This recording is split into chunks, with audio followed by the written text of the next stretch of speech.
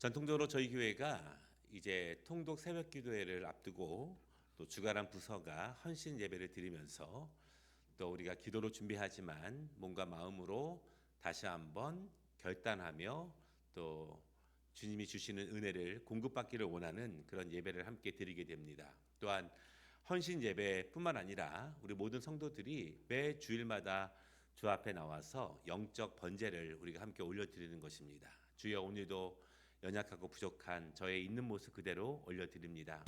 주님 받으시고 공급하시는 새 힘으로 한 주간도 승리할 수 있도록 인도하여 주시옵소서. 오늘 또한 우리 모두가 헌신하는 마음으로 또 결단하는 그런 시간이 될 때 또 한 주간도 강건함으로 승리할 줄을 믿습니다. 계속해서 오후 예배 때에는 기도에 대한 말씀을 같이 나누고 있습니다. 나의 기도, 하나님의 뜻, 또 우리가 말씀을 나누면서 또 우리의 기도가 깊어지고 넓어지고 높아지기를 원하고 또 우리의 기도도 진보되고 성장하고 성숙하는 것이 너무너무 중요합니다. 그래서 우리가 계속해서 개인 기도하실 때나 교회 모여서 함께 기도하실 때 기도가 깊어지는 것을 우리가 함께 경험하는 것이 너무너무 중요합니다.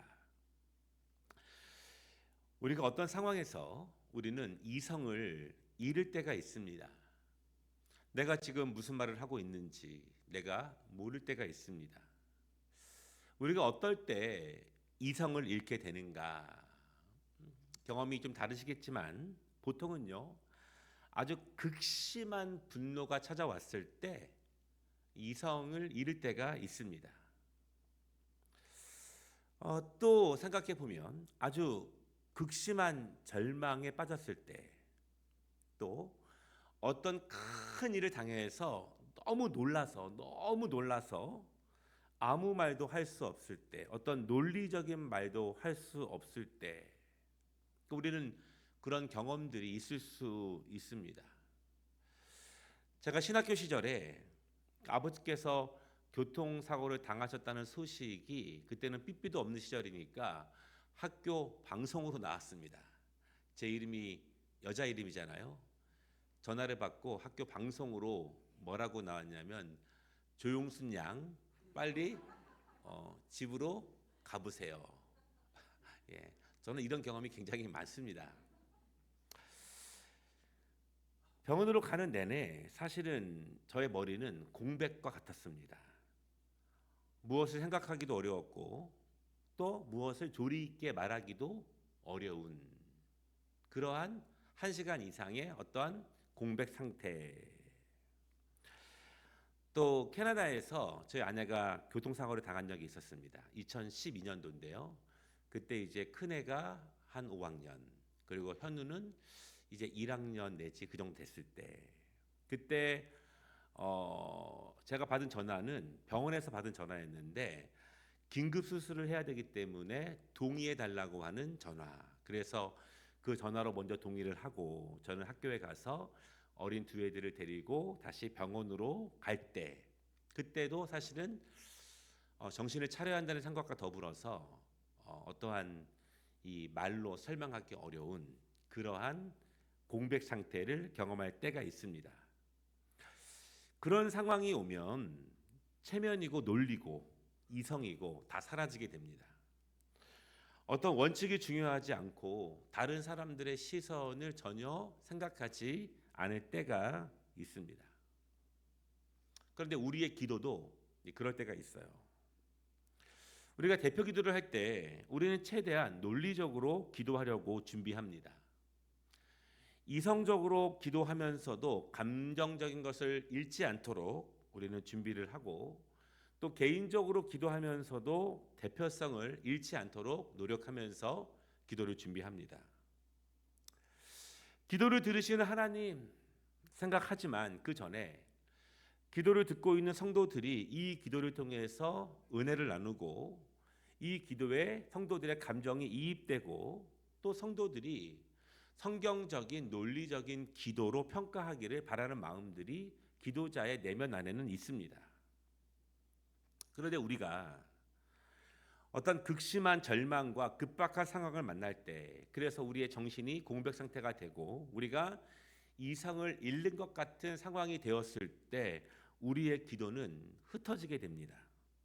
논리는 사라지게 되고 이성도 사라지게 됩니다. 체면도 사라지죠. 그저 내 마음의 소리가 마음껏 퍼져나갑니다. 그런데 어떤 규격이 없어요. 형식도 없이 그냥 막 쏟아져 나옵니다. 그때 논리적인 기도는 사치일 수 있습니다.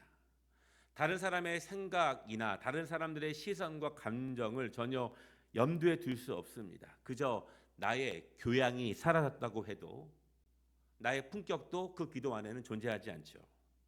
그저 나의 신음, 나의 아우성, 우리가 언어적으로 표현할 수 없는 어떠한 소리들, 보통 우리가 의태어, 의성어라고 부르는 그런 것들이 나도 모르게 마구잡이로 쏟아져 나올 때가 분명히 있습니다.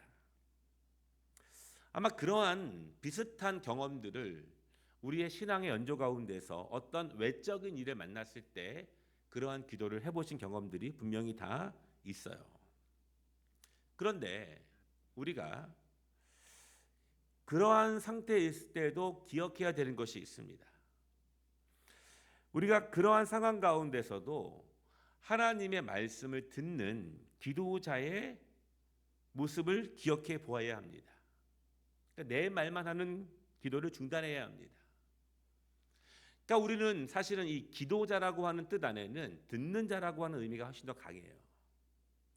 우리가 기도자 생각할 때에는 내가 무엇인가 하나님께 아뢰이고 말하는 존재이지만 사실은 이 성경적인 기도의 내용을 보면은 내가 말하는 자 이전에 듣는 자, 이것이 온전한 기도 안에 더 많이 포함되어 있는 성경의 의미이기 때문에 그렇습니다. 한 남편이요, 아내를 위해서 집중적인 기도를 하고 있습니다. 아내가 오랜 질병 가운데 있기 때문에 그래요. 남편뿐만 아니라 성도들도 계속해서 깊게 그분을 위해서 기도하고 있습니다. 그런데 아무리 열심히 기도해도 아내의 병이 좀처럼 호전되지 않습니다. 아주 오랫동안 좋아지지가 않아요. 더 나빠지기까지 합니다. 그리고 나아지는 기색이 전혀 없습니다. 그 시간이 너무너무 길어지게 되고 간호하던 남편과 가족들도 무질서해지게 되고 피폐해지게 되고 물질적인 어려움도 점점 극심해지게 되죠. 그러니까 이 신앙이 좋았던 남편이지만 기도했던 남편이지만 점점 그러한 영적인 것과 육적인 것이 연결되는 상황을 이해하기 어렵습니다. 처음에는 내가 머리로는 이해하지만 이 마음으로는 답답했지만 나중에는 어떤 이성적인 면과 감성적인 면이 다 혼잡해지고 다 이해하기 어려운 지경까지 이르게 됩니다. 그러면서 점점 기도가 공격적으로 변하는 거예요. 주님, 당신도 그 병을 고칠 수 없으신가요? 우리가 이렇게 아내의 기도를 위해서, 아내의 건강을 위해서 지속적으로 오랫동안 수년을 기도했는데도 아무런 변화가 없습니다. 때로는 굉장히 격분되어서 하나님 앞에 아무런 말을 막 쏟아내기도 합니다. 여러분, 그렇지만 내가 아무렇게나 무엇인지 쏟아낸다고 해서 그 마음의 답답함이 해결되는 것은 아니에요. 너무너무 괴로워하다가 목사님께서 오래전에 하신 말씀이 떠올랐습니다.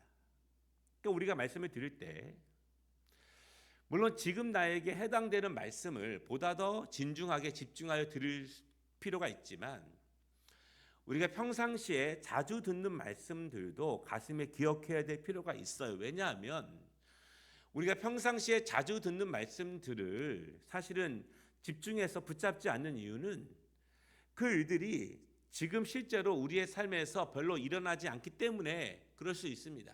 그러나 아주 간단한 말씀이지만 그 말씀이 언젠가 우리의 삶에서 바로 적용되는 그때가 반드시 올 것입니다. 너무 뻔하고 자주 듣는 것처럼 목사님이 자주 강조하는 것처럼 보이지만 그 말씀이 바로 이때를 위함이 아닌가 싶을 정도로 정확하게 적용되는 시간이 있기 때문에 우리는 하나님의 말씀에 어떤 집중을 가질 필요가 분명히 있죠. 목사님께서 이렇게 말씀하셨대요. 하나님께서 오랜 기간 응답하시지 않을 때, 도리어 침묵하실 때 왜 그런지를 하나님께 여쭈어보라.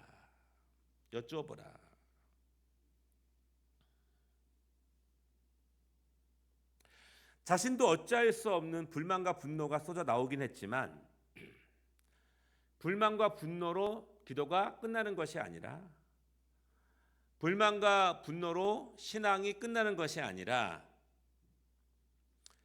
그 가운데 있었지만 하나님의 말씀이 그에게 다시 찾아오게 됩니다. 중요한 영성의 의미이죠. 우리가 연약하고 또한 죄인이고 우리가 스스로 통제할 수 없을 때가 많고 어떤 급격한 상황이 우리를 오랫동안 힘들게 할 수 있겠지만, 그럼에도 불구하고 우리를 다시 비추시기 원하시는 주의 그 작은 빛을 발견하고 소중히 여기고 품을 수 있는 영성. 수많은 이야기들을 듣고 있지만, 우리가 때로는 그것을 흘러보내고 있지만, 하나님께서 나를 다시 회복시키시기 위해서 작은 목소리지만 나에게 주시는 그 말씀을 내가 받아서 캐치할 수 있는 그러한 영성이 우리에게는 너무너무 중요합니다. 힘들지만 노력하는 거예요. 마음을 냉정하게 하려고 노력을 합니다. 이 평정심을 유지하려고 노력하는 거예요. 생각을 정리하면서, 감정을 내려놓으면서 다시 생각하고 다시 기도하기 시작합니다. 기도하면서 하나님께서 아내의 치료를 더디게 하시는 이유가 있을 것이라고 믿는 거예요. 그리고 하나님의 뜻을 구합니다. 그리고 말하지 않고 오랜 시간, 며칠의 시간을 하나님께 내어드렸습니다. 우리의 질문은 자주 반복적이지 않아도 괜찮습니다. 하나님, 여기에 하나님의 뜻이 무엇인지를 저에게 알려주시옵소서. 내가 그 질문을 계속 말하지 않아도 우리는 하나님께 우리의 본심의 질문을 올려드리고 그 질문의 답을 기다리는 시간이 필요해요.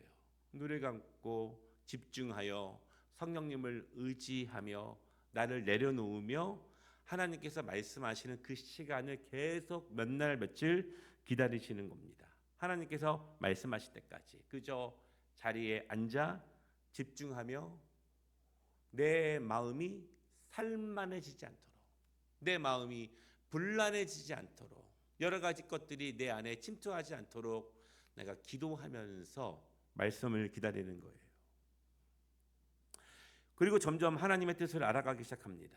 물론 이 기다림의 시간이 오래 걸리겠지만 나중에 돌아보면 이 시간이 너무너무 그 가정에게 복된 시간임을 깨닫게 됩니다. 남편이 얻은 하나님의 말씀은 무엇일까요? 더불어 남편의 기도를 통해서 아내가 함께 소통하면서 이 부부가 얻은 하나님의 뜻은 무엇일까요? 하나님께서 이들에게 말씀하시기를 원하시는 것이 무엇일까요? 이 남편이 분노와 또한 고함을 치며 하나님께 공격적으로 기도할 때에도 하나님이 주시지 않았던 대답을 이 잠잠한 시간 가운데 그들에게 주신 하나님의 답이 무엇일까? 하나님께서는요, 이 부부의, 이 가정의 많은 부분을 치료하고자 하셨습니다.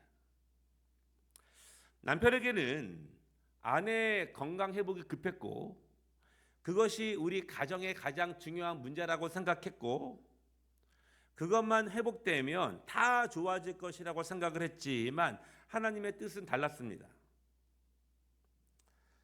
기도하면 기도할수록 아내의 건강이 하나님의 가장 핵심적인 뜻이 아니었어요. 우리 가정이 행복하는데, 우리 가정이 다시 행복을 되찾는데, 강건해지는데, 우리의 가정이 하나님의 뜻 안에 다시 서는데 아내의 건강이 우선순위가 아니었다는 것입니다. 다시 말씀드리면 아내의 건강만 회복되면 가정의 모든 문제들이 자동적으로 해결되는 것이 아니라는 것입니다. 만약 아내의 건강이 회복돼도 여전히 그 가정 안에는 하나님의 은혜 안에 살아가기에는, 성령께서 주관하시고 인도하시기에는 수없이 많은 문제들이 있다는 것을 기도하면서 알게 되는 거예요. 수없이 많은 죄악의 쓴뿌리들이 우리 가정 안에 있다는 것을, 하나님의 말씀의 원리가 작동하지 않는 우리 가정에 수많은 것들이 있다는 것을, 하나님께서는 아내의 건강을 시작으로 이 가정이 기도하기를 원하셨습니다. 가족이 기도하기를 원하셨습니다. 그리고 가정 전체에 무엇이 아픈지, 무엇이 상하고 있는지, 무엇이 병들어져 있는지, 무엇이 회복되고 무엇이 치유받아야 하는지 그 가정 구성원들이 알기를 원하셨습니다. 아내의 질병만 문제가 아니라 눈에 보이지 않지만 감춰졌던 남편의 오래된 영적인 질병들, 작게 생각했지만 그 자녀들의 악하고 나쁜 죄악의 습성들, 그 모든 것들을 가정 구성원 각자가 알기를 원하셨고, 하나님은 그 모든 질병들의 치유를 통해서 가정이 온전하게 하나님 앞에서 강건해지기를 원하셨다는 사실을 깨닫게 되는 것입니다. 여러분, 우리에게 경제 문제가 가장 중요하겠습니까? 그것이 해결되면 우리 가정은 자동적으로 다 잘되고 강건해지겠습니까? 때로는 우리 남편의 문제, 때로는 우리 자녀가 강건해지면 우리 집안에 행복이 찾아오겠습니까? 그렇지 않다는 거예요. 물론 그것 때문에 내가 울 수 있고, 그것 때문에 내가 기도할 수 있고, 통곡할 수 있고, 무릎 꿇을 수 있지만, 하나님은 그것을 시작으로 가정 구성원들 가운데 누구 하나만 강건해지는 것이 아니라 우리 가정 전체가 성령님의 인도하심 가운데 무질서가 질서로 변하게 되고, 혼돈과 공허가 아름다운 질서 안에서 평안을 누리기를 하나님이 원하신다는 사실을 우리가 믿는 것이 너무너무 중요합니다. 가정계가만 그렇겠습니까? 교회도 그렇죠. 누구 하나의 잘못이겠습니까? 그렇지 않습니다. 만약 우리 교회에 어떤 우리의 중대적인 기도의 문제가 있다면 그것이 누구 하나의 문제겠습니까? 한 목회자의 문제겠습니까? 한 성도의 문제겠습니까? 하나님은 교회에게 어떤 일 때문에 기도하기를 시작하게 하시지만, 하나님은 누구 하나 강건해지는 것, 치유받는 것을 넘어서 하나님의 교회의 모든 구성원들이 각각 하나님 앞에 온전성을 회복하고 썩어지는 것들을 도려내고 믿음으로 결단하며 함께 강건해지는 것을 하나님이 원하신다는 사실을 우리가 믿음으로 받는 것이 너무너무 중요합니다. 이 사실을 모르게 되면 어떤 일이 벌어지게 되냐면, 혹시 기적적으로 아내의 건강이 회복된다고 해서 모든 문제들이 자동적으로 해결되는 것은 아닙니다. 그러면 남편이 영적으로 바로 설까요? 삶의 질서가 회복될까요? 하나님 앞에 온전한 예배자로 설 수 있을까요?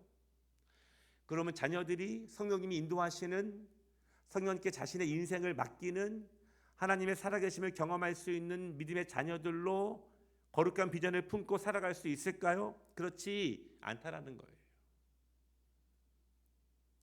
계속해서 지금은 아내의 건강에 대한 문제가 가장 커 보이지만, 그 다음에 그것이 총체적으로 점검되지 않고 해결되지 않으면 사실은 또 다른 종류의 계속 더 악한 질병들이, 영과 육의 질병들이 그 가정에 계속 찾아올 수밖에 없다는 사실을 기억하는 것이 너무너무 중요합니다. 그러면 그 가정은 계속 여러 가지 문제 때문에 고통받게 될 것입니다.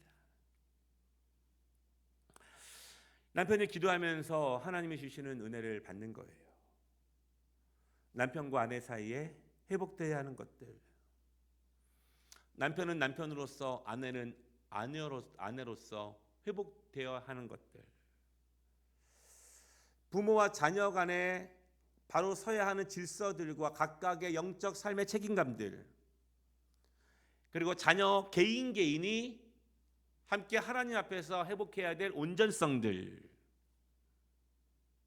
하나님이 하나하나 생각나게 하십니다. 가정의 중심이 되는 것들, 가정의 중요한 물질의 사용들, 가정의 여가의 사용들, 하나님께서 그동안 하나님의 시선으로 바라보셨던 그 가정의 구성원들이 전혀 느끼지도 못했던, 그러나 하나님의 시선으로 바라보실 때 삐그덕거리고 있었던 모든 소리들을 듣게 하시고, 모든 삐그덕거리는 것들을 보게 하시면서 단순히 나의 기도가, 우리의 기도가 여기 하나에만 멈춰져 있으면 안 된다는 것을 남편이 깨닫기 시작합니다. 작은 일이라고 해서 아무것도 아니라고 무심코 넘겼지만, 습관처럼 넘겼지만 그것이 쌓이고 쌓여서 얼마나 많은 고질적인 병들을 만들어냈는지를 하나님이 보이게 하셨다는 것입니다. 여러분, 이스라엘 백성들, 그 예루살렘 성전이 무너진 것이 어찌 한 가지 죄 때문에 무너졌겠습니까? 하나님께서 하나 큰 잘못했다고 해서 그 성전을 무너뜨리셨겠습니까? 그렇지 않다는 것입니다. 이 남편이 고백하기를 하나님의 뜻을 조금씩 알게 되니 부끄러워지는 거예요. 자신이 그렇게 공격적으로 분노를 쏟아내며 이성을 잃어가며 하나님께 막무가내로 소리쳤던 자기 자신이 너무너무 부끄러워집니다. 자신이 그전에 했던 고상했던 기도의 내용들, 다른 사람들로부터 칭찬받았던 나의 신앙은 정작 나에게, 다른 사람이 아니라 나에게 영적인 삶의 문제가 발생했을 때, 그리고 내가 바라고 기도했고 소망했던 것이 나에게 이루어지지 않을 때, 사실은 아무것도 아닌 것처럼 사라져버리는 안개처럼 그 흔적을 잃어버린 나의 신앙의 모습들, 그것이 너무너무 부끄러웠던 것입니다. 우리는 죄를 발견하게 되면 부끄러워집니다. 여러분, 신앙생활의 중요한 것들은 우리가 부끄러워지는 것입니다. 그러나 우리가 벌거벗음을 아는 것은 우리를 치욕으로 몰아넣는 것이 아니라 하나님이 우리를 새 옷을 입혀주시기 위한 하나님의 축복과 회복의 시작임을 믿으시기 바랍니다. 또한 이 남편은 하나님께 깊이 감사하는 거예요. 나는 분노했지만 하나님은 냉정하셨고, 나는 하나님께 고함을 치며 하나님께 외쳤지만, 공격적으로 대했지만 하나님은 그런 나를 기다려 주셨고, 그렇죠. 사람 같으면 기다려 주기가 쉽지 않죠. 기다려 주셨고, 그리고 오랜 기간이 지나면서 내가 하나님 앞에 앉아서 주의 뜻을 기다릴 때, 그때 친절하게 하나하나 말씀해 주시고 하나하나 보게 하시는 하나님의 은혜에 감사하기 시작합니다.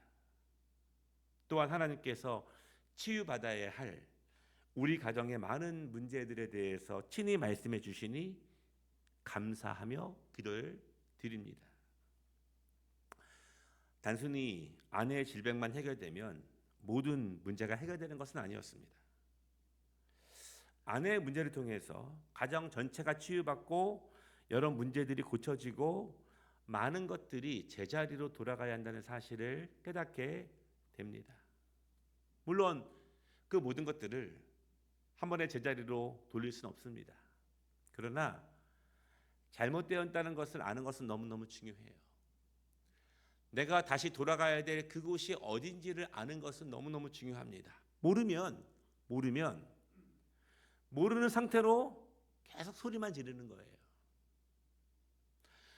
모르는 상태로 계속 하나님을 원망한다고 해서, 제가 요즘은 좀 편한 언어를 쓰지 않습니까? 제가 이렇게 썼어요. 속된 말로 하나님께 삐져서 신앙생활을 게을리한다고 해서, 그렇죠. 하나님께 삐져서 신앙생활을 게을리한다고 해서 아무것도 이룰 수 없다는 것을 알아갑니다. 그래서 이제부터는 다시 성령님과의 도우심을 구하며 믿음으로 나아가는 것입니다. 제가 이런 비유를 종종 듭니다. 우리가 옷을 입으면 단추를 쭉쭉 하지 않습니까? 우리가 여러 가지 바쁘고 분주해지면 이 단추를 하나 놓칠 때가 있어요. 그렇죠? 여러분, 그러면 그냥 입고 다녀도 뭐 춥지는 않습니다.